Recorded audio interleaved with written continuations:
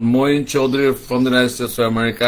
কিছু বিষয়ে শেয়ার করবো আপনাদের সাথে, এই জন্য যে অনেকেই আমি যে তথ্যগুলো দিচ্ছি শুধুমাত্র সতর্কতামূলক। আমি চাই আপনারা যে কাজটি করেন আইন জানুন, আইন মানুন। অনেকে হয়তো আমেরিকার আইন জানেন না, আপনাদের কেউ হয়তো বলবে আমেরিকার এই আইন, কিন্তু আপনারা না বুঝে, না জেনে, না রিসার্চ করে আমাদের দেশের লোকজনকে ক্ষতি করছেন। এটা আদৌ উচিত না।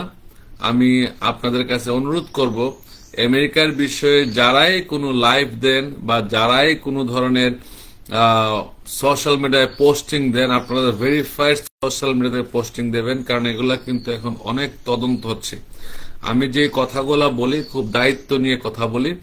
EB3 নিয়ে প্রচুর লোকের প্রচুর প্রশ্ন। আমি যখন ঢাকাতে গেলাম এই বছরে বিগিনিং এ, ওয়েস্টিন হোটেলে ছিলাম, প্রচুর লোক আমার কাছে নিচে লবিতে বসা, কারণ তারা জানতে চায় তাদের টাকা দিয়েছিল সামওয়ানকে, তারা এখন ফোন ধরে না।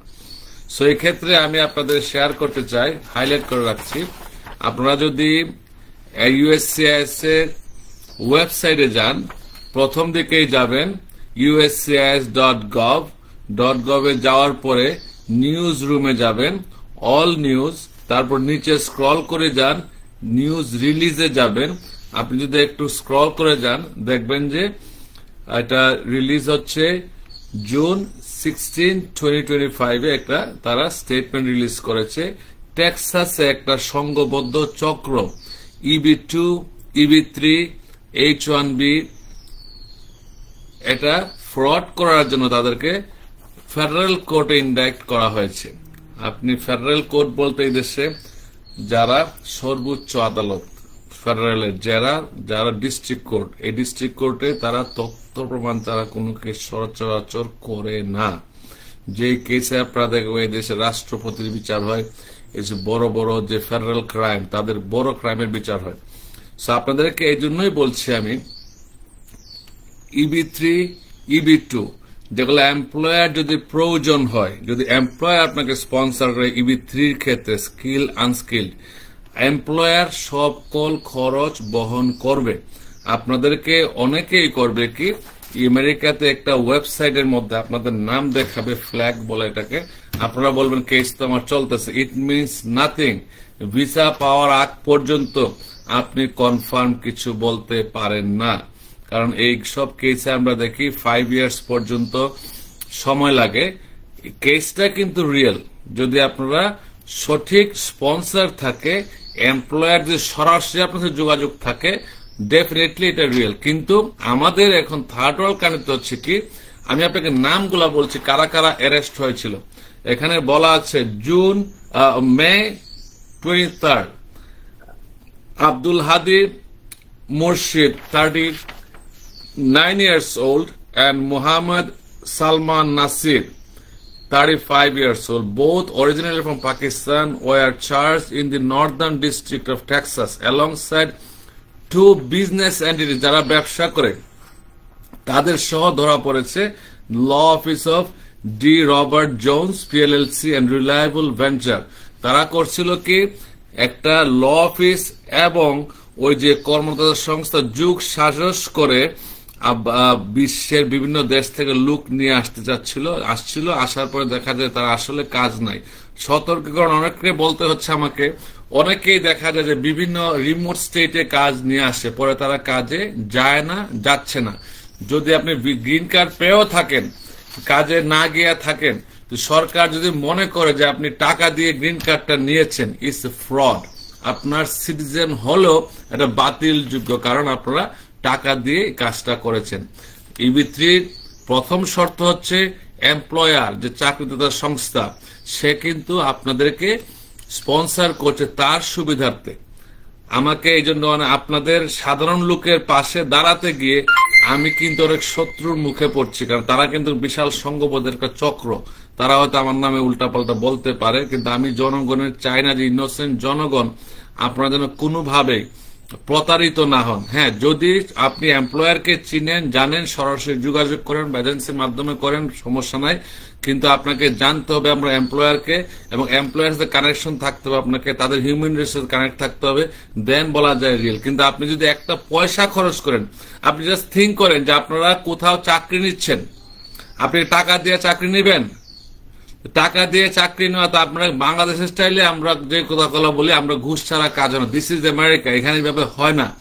আর যে সংস্থা আপনাকে চাকরি খুঁজে দেবে, তাকে কিন্তু এই দেশের প্রতিষ্ঠানটা তাকে কিন্তু টাকা দিচ্ছে, সে কিন্তু রিক্রুটিং এজেন্ট হিসাবে এই দেশের সংস্থা থেকে, এই দেশের যে তার যে এমপ্লয়ার, যে কোম্পানি তাকে রিক্রুট করেছে, রিক্রুট করার জন্য তারা তাকে টাকা দিবে। স্টুডেন্ট ভিসার ক্ষেত্রে সেম। যদি কোনো স্টুডেন্ট ভিসার এজেন্সিগুলো আপনাকে অতিরিক্ত চার্জ করে, দে আর ফ্রড। আমি আবারও বলছি, যদি কোনো স্টুডেন্ট ভিসার কাউন্সিলিং অতিরিক্ত চার্জ করে, দে আর ফ্রড। কারণ তারা লিগেলি যেই ইউনিভার্সিটির জন্য কাজ করে, তারা স্টুডেন্ট ভর্তি হলে তারা আপনার থেকে একটা তারা এই টিউশনের একটা পার্সেন্টেজ পায়। এটা লিগেলি, এটা লিগেল যে তারা তাদেরকে কাজটা সঁপে দিচ্ছে, তারা একটা টাকা পায় এখান থেকে। তা আপনাদের কাছ থেকে অতিরিক্ত টাকা নেওয়ার কোনো সুযোগ নাই। হ্যাঁ, যদি অ্যাডমিনিস্ট্রেটিভ কস্ট থাকতে পারে, ওটা নিতেই পারে পাওয়ার প্রসেসিং এর জন্য, ইটস ভেরি মিনিমাম, যেই দেশ সেই দেশ অনুযায়ী। কিন্তু আপনাদেরকে আমি একটা কথাই বলবো, অনেকে আমাকে ফোন করে নামে বানামে ফোন দিয়ে বলে যে মঈন সাহেব আপনি কেন এগুলা বলেন, আপনার তো কোনো সমস্যা নেই, আমরা টাকা দিচ্ছে, মানুষ নিচ্ছে। This is bad. কারণ আমি চাই না আমরা এই দেশে যে উন্নত জীবনে বসবাস করছি, উন্নত চিন্তা নিয়ে বসবাস করে আপনারা আসার আগেই আপনারা মনে করছেন যে 2 নম্বরই করে আসেন। This is not good. এবং তাহলে আপনার মানসিকতা পরিবর্তন কিভাবে হলো? কিন্তু অনেকেই প্রতারিত হচ্ছে। 10 লাখ 20 লাখ ইনস্টলমেন্টের কোনো টাকার সুযোগ নাই। আপনাদেরকে আবারও বলছি, আমার জন্য আমার প্রচুর শত্রু হচ্ছে এখন শুধু জনগণের পাশে দাঁড়ানোর জন্য। কারণ আমি চাই, আমি যখন কমপ্লেন পাই, মানুষজন কান্নাকাটি করে, ঢাকাতে গেলে আমার যখন থেকে কান্নাকাটি করে, স্যার আপনি একটু বলেন, আমার টাকা দিয়ে ধরা খাইছে, এই টাকাটা কিভাবে নেওয়া যাবে? টাকা এই দেশ থেকে যদি একবার টাকা দিতে আপনি কিভাবে নেবেন? আপনি তো ক্রেডিট কার্ডের টাকা দিয়ে দিচ্ছেন আপনারা। আপনাদের সমস্যা হলে এটা, যদি কোনো অ্যাটর্নি বলে যে হ্যাঁ কথা বলে বোঝার জন্য একটা ফি লাগে $100 $200, আপনারা বলেন কি টাকা কেন দেবো, আমি তো $500 দিয়ে দিতে যাচ্ছি।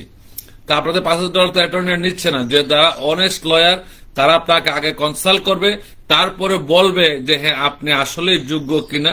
আপনি হয়তো গাইডলাইন দিতে পারেন, কিন্তু আপনার থেকে অ্যাটর্নি ফি কখনোই প্রাথমিকভাবে কোন এমপ্লয়ি, যারা চাকরিদাতা বা যারা দেশ থেকে আসবেন অন্য দেশ, তারা দেওয়ার নিয়ম নাই। এটা এমপ্লয়ার, যে প্রতিষ্ঠান আপনাকে স্পন্সর করবে, তার দায়িত্ব, তার এমপ্লয়ি না। যদি কোনো অ্যাটর্নি এভাবে প্রশ্ন করে, তাদের বিরুদ্ধে কিন্তু সমস্যা হতে পারে এবং হচ্ছে। যেই কারণে আবারও বলছে, আপনাদের সতর্ক থাকবেন।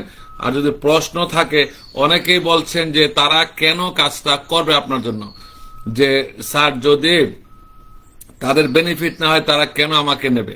তারা কেন নেবে? কারণ চাকরিদাতা প্রতিষ্ঠানের সাথে তাদের চুক্তি হচ্ছে, তারা তাদেরকে এমপ্লয়ি জোগাড় করে দেবে। এটা তারা ওইখান থেকে তারা একটা ফি পাচ্ছে।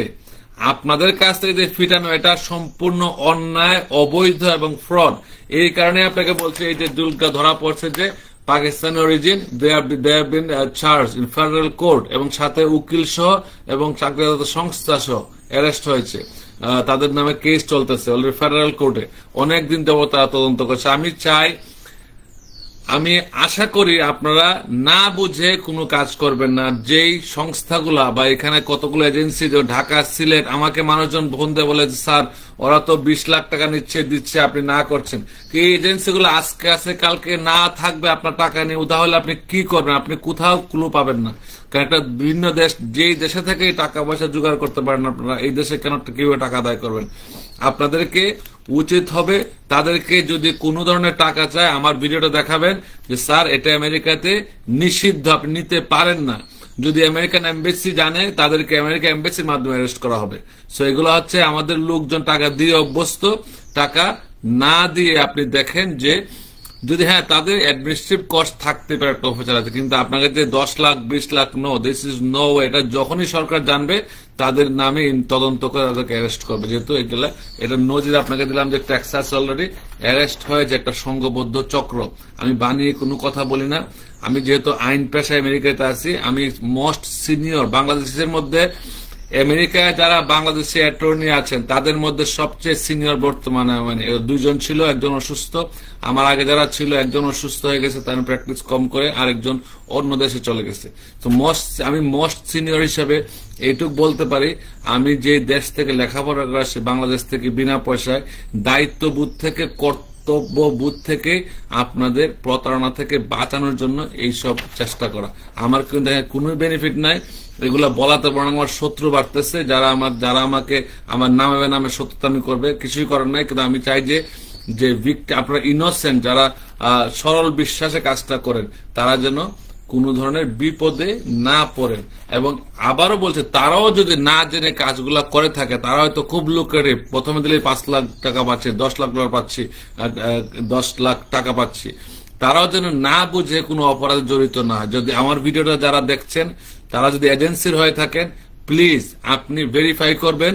এই যে আমি ওয়েবসাইট দিয়ে দিলাম, ইউএসসিএস ওয়েবসাইটে সরাসরি দিচ্ছে, এটার জন্য অ্যারেস্ট হয়। ভিসা ফ্রড বলতে কোনো টাকা নেওয়া যাবে না এখান থেকে, নেভার এভার। চাকরিদাতা সংস্থা আপনাকে টাকা দিচ্ছে, ওইটা ভালোভাবে করেন, যে প্রপারলি করেন, আপনারা কোনো ক্লায়েন্টের কাছ থেকে টাকা নেওয়ার প্রয়োজন হবে না। আপনার সিস্টেম জানেন, তারপরে কাজ করেন। আর বেশি কিছুই বললাম না, শর্ট ভিডিও, কাজে চলে যেতে হবে আমাকে।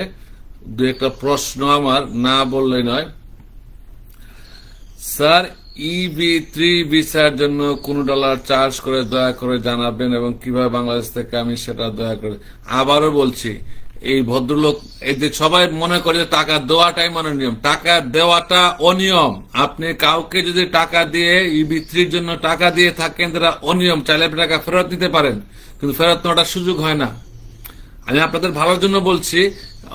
দেখা গেল আপনি আশা দিয়ে আপনি 3-4 বছর থাকলেন, পরে হলো না, তখন আপনি কাকে ধরবেন? তাদের কোনো বেস নাই। এই যে কিছুদিন আগে শুনলাম বাংলাদেশ থেকে 300 কোটি টাকা নিয়ে একটা ট্রাভেল এজেন্সি চলে আসছে। তো আপনারা তো আগে যদি বুঝতেন তো এটা করতেন না। আমরা চাই ক্রাইম না হোক, হওয়ার পরে পস্তানো থেকে আপনি ক্রাইম যেন না হয়, এবং যারা এই কাজগুলো তাদেরকে সতর্ক করানো দিচ্ছি। কারণ তারা যদি অ্যারেস্ট হয়, আজকে পাকিস্তানি ভাইরা অ্যারেস্ট হয়েছে, পাকিস্তানি অ্যারেস্ট হয়, কালকে যদি বাংলাদেশের নামটা এখানে আসে, আমরা বিব্রত বোধ করবো। আমরা অ্যাটর্নি ল প্র্যাকটিস করি, কিন্তু অনেকের বেশি ওভার গ্রিডি থেকে এগুলো করে। তারা হয়তো আইনটা জানে না, বুঝে না, বোঝার চেষ্টাও করে না।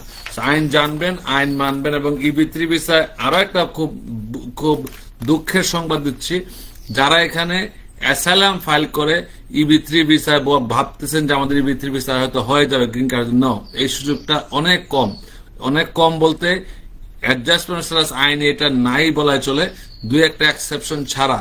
সো এই ক্ষেত্রে আপনি আপনার অ্যাটর্নির সাথে সরাসরি কথা বলবেন। আর যদি অ্যাটর্নি সন্তোষজনক উত্তর দিতে না পারে, আপনি যে কোনো অ্যাটর্নির সাথে গিয়ে সরাসরি কথা বলতে পারেন ফাইল নিয়ে। Be careful. এখানে অবস্থান যা বর্তমানে ইমিগ্রেশন লটা খুব স্ট্রিক্টলি ফলো করা হচ্ছে। লটা আগেই ছিল, কিন্তু ফলো করা হতো না। যেহেতু ফলো করা হচ্ছে, আপনারা বি কেয়ারফুল, অন্যায় কাজ করবেন না, অন্যায় কাজে জড়াবেন না।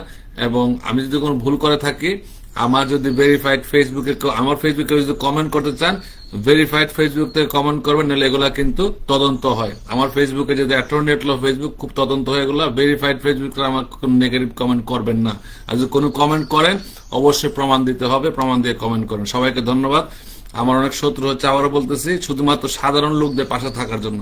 আপনারা ভালো থাকেন, সুস্থ থাকেন, আইন জানুন, আইন মানুন, এবং আইনের মধ্যে থেকেই অনেক কিছু সম্ভব। কিন্তু ঘুষ আমেরিকা চলে না। আবারও বলছি, ঘুষ আমেরিকায় চলে না। এটা আপনারা যারা ভ্রান্ত ধারণা নিয়ে আসছেন, এই ধারণা থেকে বের হয়ে আসছে। অনেকে হয়তো গ্রিন কার্ড পেয়ে গেছে, ভাবতেছেন টাকা দিয়ে গ্রিন কার্ড পাচ্ছে, তদন্ত হলে এগুলো থাকবে না। সবাইকে ধন্যবাদ।